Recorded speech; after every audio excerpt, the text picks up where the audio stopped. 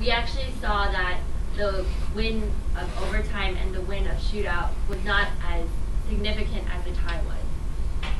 The second being the goal difference multiplier. So if a team won by a large amount, the multiplier would be greater, whereas if they lost by a great amount, it would be 0. The third being the opponent strength. This was just the number of games won over the total number of games. So this was actually a multiplier that couldn't be changed. And then the last being the assessment period, so that games that were closer in date counted more than games that were played earlier.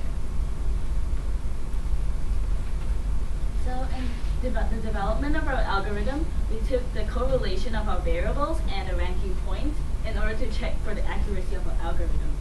So basically for correlation, if the slope is upward sloping, it means that there's a high correlation. Whereas if it's relatively flat, it means there's a relatively weak correlation. So as you can see here, team strength and ranking points have a strong correlation.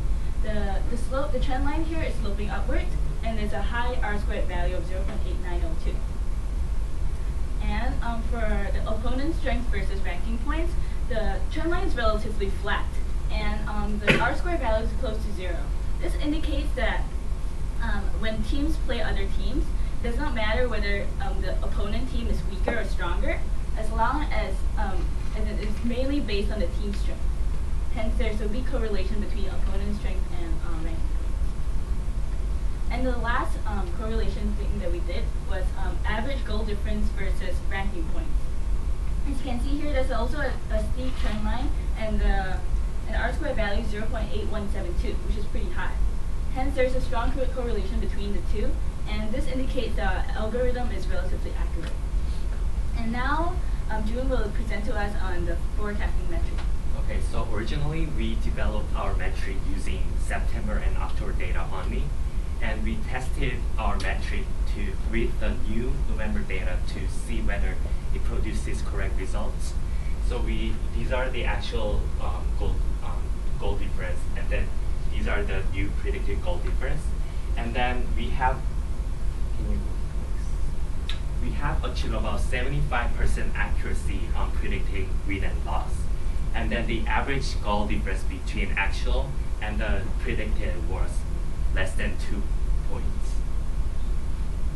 Okay, so coming back to our metric and saying how good we are. So first of all, we're 75%, we're correct 75% of the time, which is a very good statistic to have considering the professionals are at 66%. So with the part that we took all the November data and we measured it across, and this is what we got on average. And then what we decided to do was that was our average. Then we decided to randomly start simulating things. So we would pick 2 teams and that have actually played together, and we put them on our, we tried out on our simulation engine and see what would come up. And we were actually very accurate. So if the difference would be of 4 goals, we would predict about 3.69 or 3.7 as the goal difference. So our difference was fairly accurate.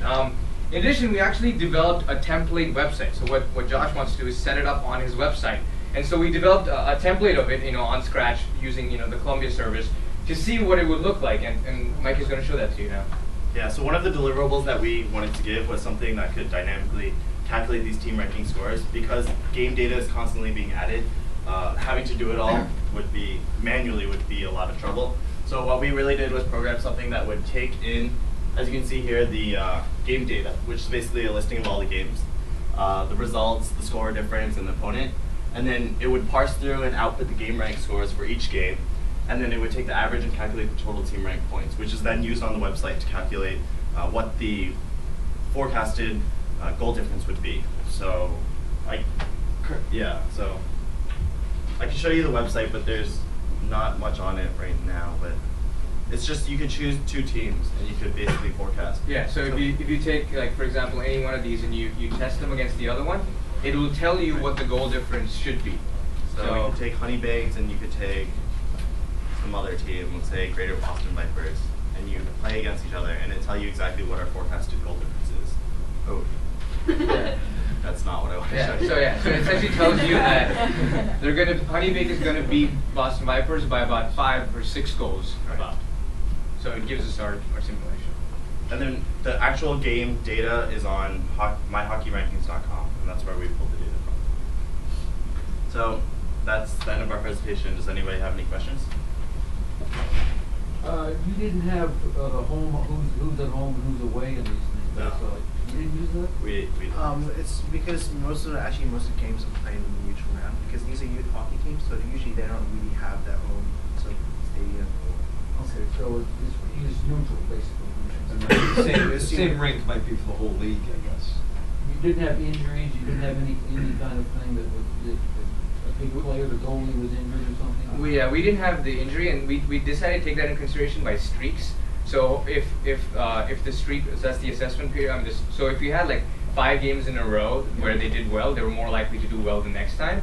But then if they lost the next game because somebody might have got injured, it won't take it into consideration the first game. But after that, because the streak is now. But you don't actually have an indicator function, something saying so and so. No. It's also because the past data we don't have any information. We don't have access to It's that. really hard for us to forecast that. Well, I have a lot of questions, but I have to meet you afterwards because I like this.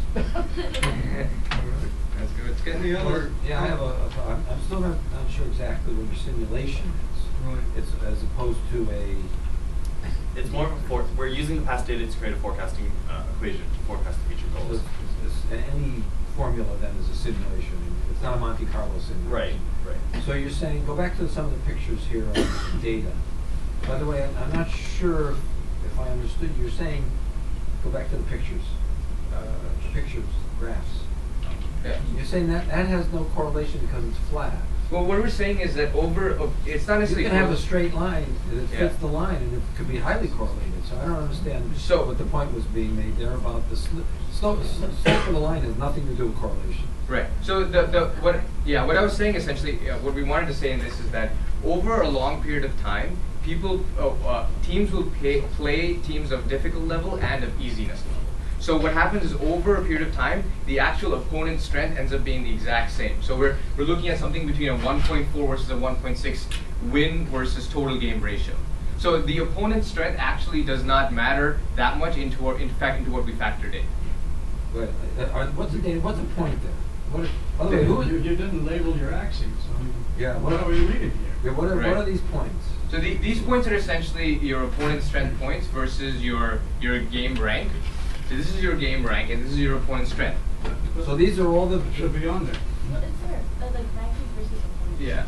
Okay. Which So, axis is which? yeah. All right. Okay. So Let let's me see. know that. Let's see. So this is the bottom. The bottom is my team. Yeah, your team's That's ranking. why I'm ranked 400. Right, which would be here, and Okay. the opponent's strength that you have would be out here. So what we're saying is that whether you're a high ranked team or a low ranked team, you play just about the same amount of opponent's strength.